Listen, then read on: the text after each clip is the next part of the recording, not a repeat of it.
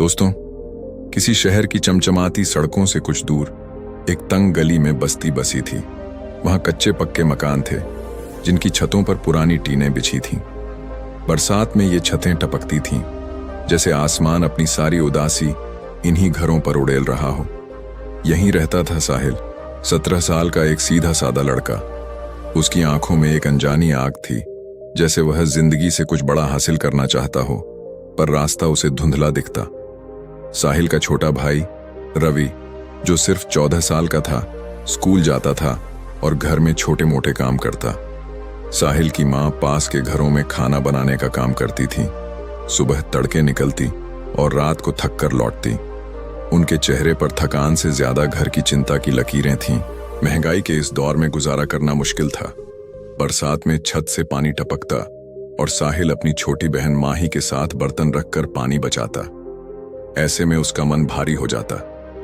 वह सोचता, क्या मेरी जिंदगी हमेशा ऐसी ही रहेगी? एक दिन स्कूल से लौटते वक्त साहिल ने देखा कि उसकी उम्र के बच्चे नए नए कपड़े पहने मोबाइल लिए हंसते खेलते जा रहे थे। उनके चेहरों पर बेफिक्री थी, जैसे दुनिया की कोई चिंता उन्हें छूती ही नहीं। साहिल का दिल भर आया।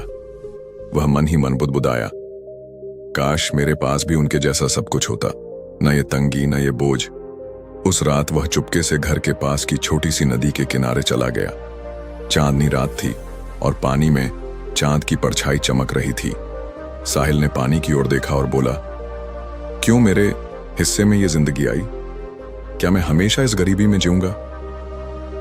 तभी नदी किनारे एक बुजुर्ग बैठे दिखे, जिन्हें मोहल्ले वाले नाना कहते थे। उनकी झुर्रियों भरी आंखों में जिंदगी का लंबा तजुर्बा था। नाना ने साहिल को देखा और धीरे से बोले, बेटा, इस रात को यहां क्या ढूंढ रहा है? मन में कोई बात है? साहिल ने पहले जवाब नहीं दिया। उसका मन उलझा था। नाना ने फिर कहा, बेटा, जो मन में है उसे कह दे, शायद कुछ राह मिले। साहिल की आंखें नम हो गईं। उसने कहा, नाना, मुझे लगता है मेरे साथ नाइंसाफी हुई। मैं इस तंगाल घर में क्यों पैदा हुआ? जिन्हें देखता हूं उनके पास सब कुछ है, कपड़े, किताबें, खुशी। मेरे पास तो कुछ भी नहीं। नाना ने उसकी बातें सुनी। थोड़ा रुक कर बोले, बेटा सुन, जिंदगी हमें वहां रखती है जहां हमारी असल ताकत आजमाई जाती है। तुम्हारी गरीबी तुम्हारा दुश्मन नहीं, तुम्हारा गुरु है। तुम्हारी माँ और भाई को तुमसे उम्मीद है कि तुम उनके दिन बदल दोगे। अमीरों के बच्चे मेहनत की कीमत नहीं जानते, पर तुम्हारे पास मौका है कि अपनी मेहनत से सब कुछ हासिल कर लो। साहिल चुप हो गया। नाना की बातें उसके दिल में उतर रही थीं। उसने पूछा, नाना, अगर ये सच है तो मैं क्या करूं? मुझे तो कोई रास्ता नहीं दिखता। नाना ने मुस्कुराकर कहा, पहले अपने मन की मायूसी को अलविदा कह। जो सवाल तुझे खा रहे हैं उन्हें छोड़ दे। फिर कोई भी काम शुरू कर, चाहे छोटा ही हो, उसे पूरी शिद्दत से कर। और हां, जो कमाओ उसमें से थोड़ा जोड़। बेटा, तुम्हारा सितारा तुम्हारे हाथ में है, कोई और नहीं आएगा तुम्हें चमकाने। नाना की बातें साहिल के मन में गहरे उतर गईं। उसकी आंखों में एक नई चमक जगी। वह उठा और बोला, नाना, आपने मेरे मन का अंधेरा मिटा दिया। मैं अब रुकूंगा नहीं। नाना ने हंसकर कहा, बस यही जोश चाहिए। जाओ बेटा, अपना सितारा चमका। साहिल घर लौटा। उसके कदम अब हल्के थे। अगले दिन वह काम की तलाश में निकला।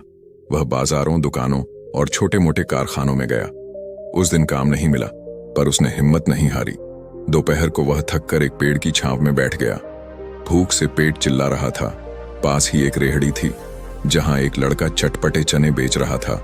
चने की खुशबू हवा में फैली थी।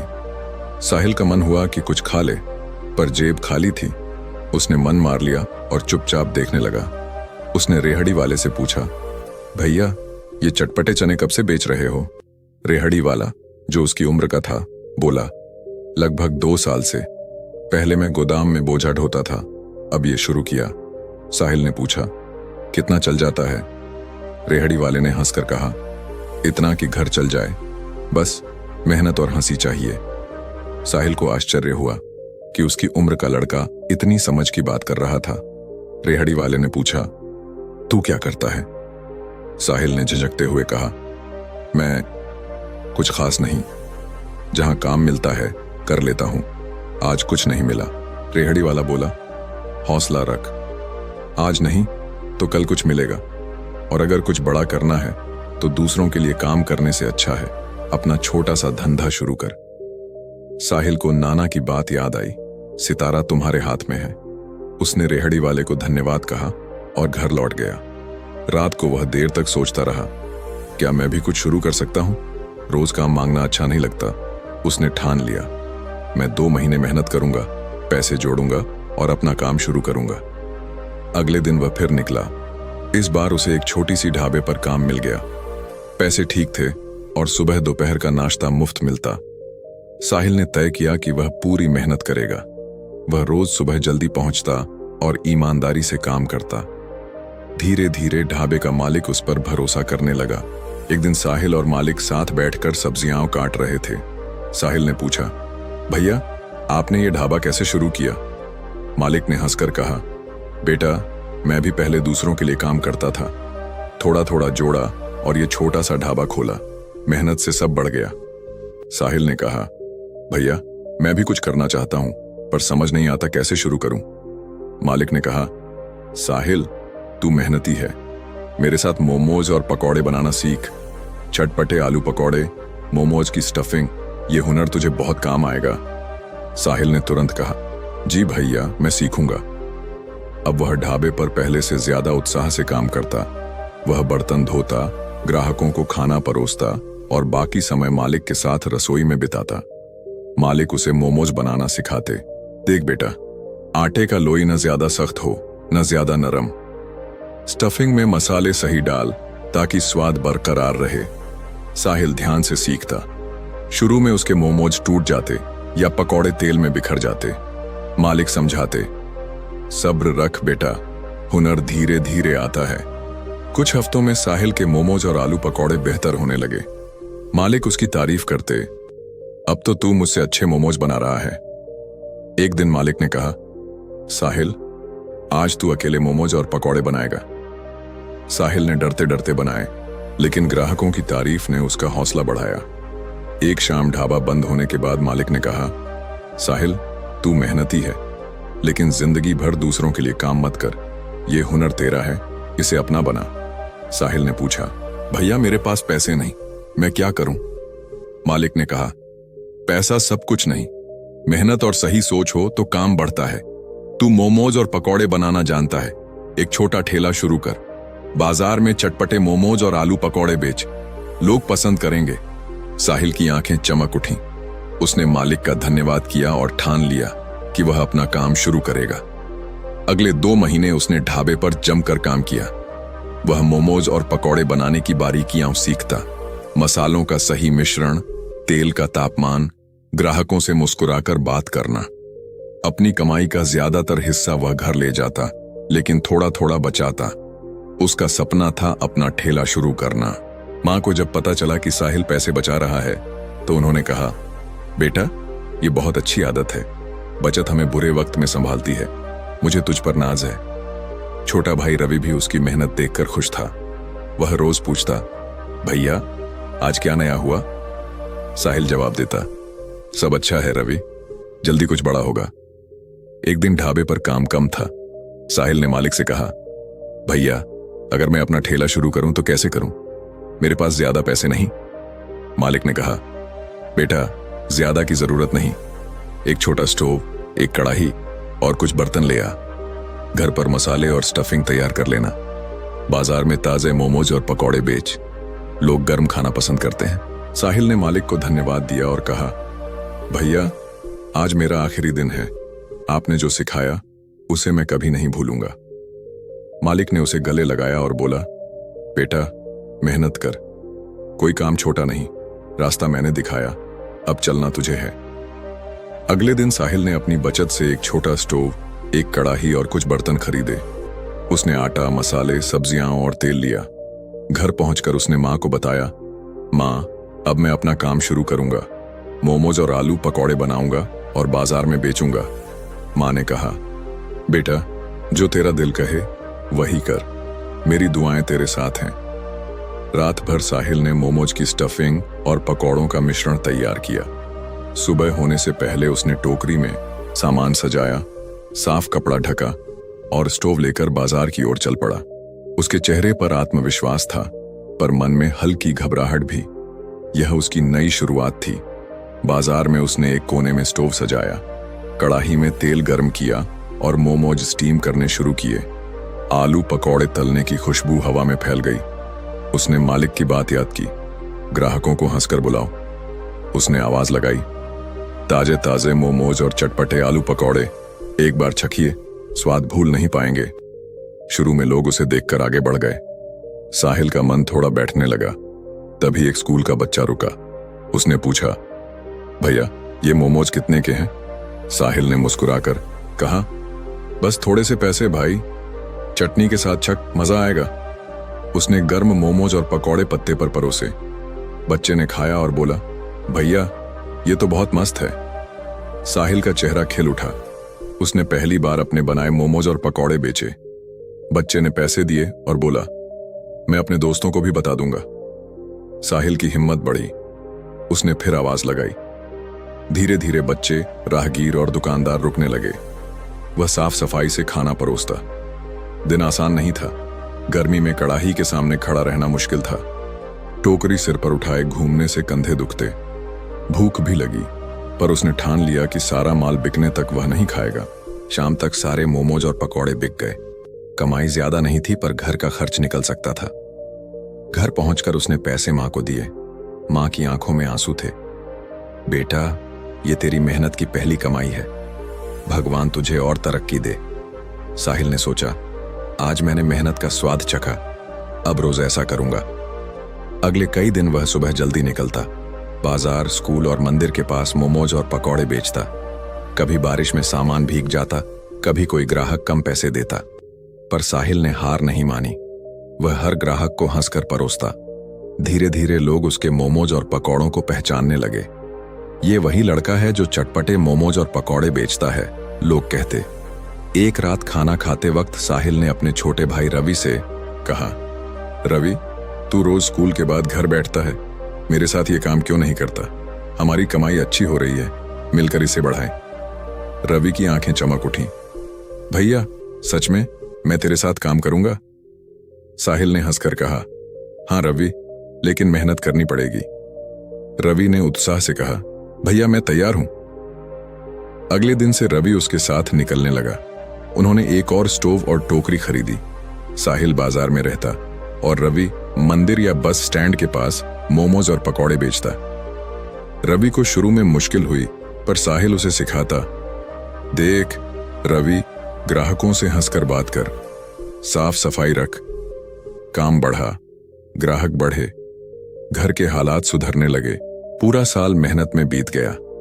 साहिल और रवि ने इतना जोड़ा कि घर की टीन की छत पक्की कर दी। मां ने कहा, बेटा अब बारिश में पानी नहीं टपकेगा, लेकिन तुम दोनों को और आगे जाना है। साहिल बोला, मां अब हमें एक ठेला लेना चाहिए, टोकरी सिर पर उठाना छोड़ना होगा। कुछ दिनों बाद उन्होंने एक मजबूत ठेला खरीदा। अब बाजार में उनका ठेला लगता, लोग बैठकर मोमोज और पकौड़े खाते। साहिल ने ठेले पर बोर्ड लगवाया, साहिल चटपटे मोमोज, स्वाद जो भूले नहीं। कमाई बढ़ी। मां को अब दूसरों के घर खाना बनाने नहीं जाना पड़ता था। रवि ने कहा, भैया तूने हमारी जिंदगी बदल दी, अब हमें किसी के सामने झुकना नहीं पड़ता। साहिल ने कहा, रवि ये हमारी मेहनत का नतीजा है, लेकिन हमें रुकना नहीं है। एक शाम ठेले पर काम खत्म होने के बाद साहिल ने कहा, रवि अब सिर्फ मोमोज और पकौड़ों से काम नहीं चलेगा, क्यों ना हम चटनी के साथ मसाला डोसा और भेलपुरी जोड़ें। रवि ने कहा, भैया ये तो मस्त विचार है, पर क्या हम ये सब बना पाएंगे? साहिल ने कहा, रवि मैंने ढाबे पर बहुत कुछ सीखा है, और जो नहीं आता वो तुझे सिखा दूंगा। अगले हफ्ते उन्होंने ठेले पर मसाला डोसा और भेलपुरी जोड़े। ग्राहकों ने खूब पसंद किया। अब तो यहां पूरा नाश्ता मिलता है। लोग कहते, काम तेजी से बढ़ा। ग्राहकों की भीड़ बढ़ने से काम का बोझ भी बढ़ा। रवि ने कहा, भैया अब हमें मदद चाहिए, एक लड़का रख लेते हैं। साहिल ने सहमति दी। उन्होंने पास की बस्ती से एक मेहनती लड़के राकेश को रखा। साहिल ने कहा, राकेश ये काम छोटा नहीं, मेहनत और ईमानदारी से कर तो बहुत आगे जाओगे। गर्मियां शुरू हुई। साहिल ने कहा, रवि, क्यों ना ठेले के पास ठंडा गन्ने का रस शुरू करें, गर्मी में लोग खूब पिएंगे। रवि ने उत्साह से कहा, भैया, ये तो गजब का विचार है। उन्होंने गन्ने का रस शुरू किया और राकेश को वहां बैठाया। सर्दियों में वही ठेला गर्म मसाला दूध का काम करने लगा। अब ग्राहकों को खाना और पेय दोनों मिलते। साहिल का नाम इलाके में फैल गया। लोग कहते, बाजार में साहिल के मोमोज और गन्ने का रस जरूर चखना। कई लोग सलाह देते, बेटा अब एक दुकान खोल ले। साहिल हंसकर कहता, बस जल्दी ही। एक रात खाना खाते वक्त रवि ने पूछा, भैया, तूने ये सब कैसे कर लिया? साहिल ने कहा, रवि, उस रात नाना ने कहा था कि मेरा सितारा मेरे हाथ में है। चटपटे चने वाले ने बताया कि दूसरों की गुलामी से अच्छा है अपना काम, और भैया ने मुझे हुनर सिखाया, लेकिन मैंने उन बातों को सच कर दिखाया। मैंने मेहनत की और खुद पर भरोसा रखा। रवि ने कहा, भैया, तूने दिखा दिया कि मेहनत करने वाले ही अपनी राह बनाते हैं। साहिल अब 20 साल का था। उसका सपना था एक दुकान जहां लोग आराम से बैठकर खाना खा सकें। उसने ठेले से पैसे बचाए और एक छोटी दुकान किराए पर ली। उद्घाटन के दिन ग्राहक बोले, बेटा, ये दुकान हम सब के लिए गर्व की बात है। साहिल चटपटे स्नैक्स नाम की साफ सुथरी दुकान बन गई। राकेश और एक दूसरा लड़का मदद करते। रवि दुकान संभालता, मां रसोई में सहायता करती। दुकान पर रोज भीड़ रहती। हर उम्र के लोग वहां के मोमोज, पकौड़े और डोसे पसंद करते। साहिल बाहर खड़ा होकर सोचता, सच है, मेहनत, लगन और सच्चाई से जिंदगी बदली जा सकती है। एक रात घर पर सभी ने हंसते खेलते खाना खाया। मां ने कहा, बेटा, तुम दोनों ने हमें वह इज्जत दी जिसका हमने सपना भी नहीं देखा। साहिल ने कहा, मां, यह आपकी दुआओं और हमारी मेहनत का फल है। मैं चाहता हूं कि हम हमेशा मेहनत से आगे बढ़ें। वह छोटा सा घर जो कभी गरीबी और उदासी से भरा था, अब खुशियों से गूंज रहा था। दोस्तों, साहिल की कहानी सिखाती है कि जो कठिनाइयों से नहीं डरते, वे अपनी राह बनाते हैं। मेहनत, लगन और सच्चाई से साहिल और रवि ने अपने परिवार को नई जिंदगी दी। गरीब परिवार में पैदा होना अभिशाप नहीं, बल्कि अवसर है खुद को और अपने परिवार को बेहतर जीवन देने का। क्या आप वह इंसान बनना चाहते हैं जो अपने सपनों को सच करे? अगर हां, तो कमेंट में लिखें, मैं अपने सपने सच करूंगा। और अगर ये कहानी आपके दिल को छू गई तो इसे लाइक और शेयर करें। ऐसी ही प्रेरक कहानियां पढ़ने के लिए हमारे चैनल बोधि प्रवाह को सब्सक्राइब करें, क्योंकि हम ऐसी कहानियां लाते हैं जो आपकी सोच बदल सकती हैं।